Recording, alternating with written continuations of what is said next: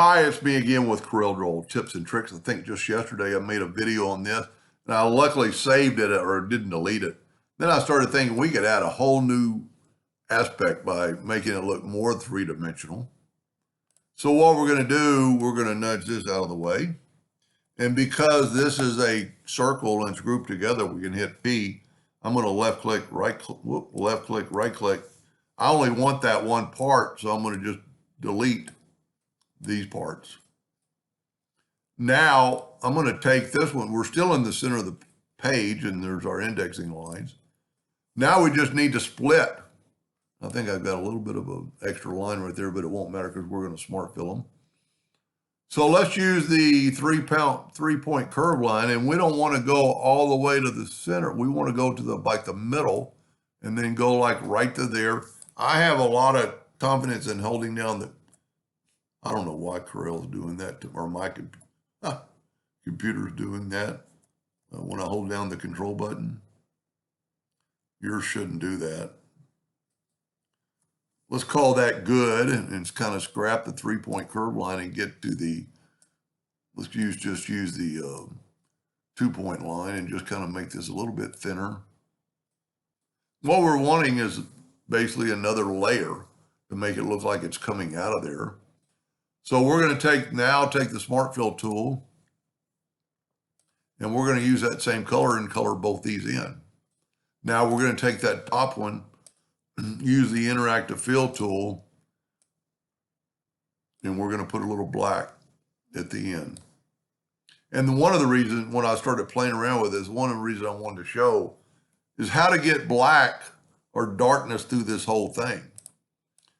So it's a little bit tricky because you only got like half of an inch or something. Interactive Fill tool. So if you go right there to right there, it's only going to do that minute little part, but we'll put a little black there. But if you expand this out and see that's kind of going all the way to the end, if you can imagine that line's perpendicular. We're a little bit too dark in the middle, so I'm going to put a little bit more orange and maybe even a little bit more. And you could always add a little black to the tips if you wanted to. Nah, don't like it. I like the better being orange, but it does give it a little bit of shadow looking. Now let's group this together and let's Control D to make a duplicate. Hit your X right there and put it to the center. It's going to really change the whole perspective. Rotate it 120, and look at it with the black box effect. It really makes it stand out. Now, when I decided to go ahead and make the video, I thought, that's pretty cool, but let's make this a little where it doesn't touch the other one. Let's make it where they're like independent. So we're going to take away the fill. We kind of need to stay on this same line. And what we could do is, I want that second line. Let's use the 3-point curve line again and go from there to there. And hopefully it'll work better this time. I think I'm too long or not, I'm too short.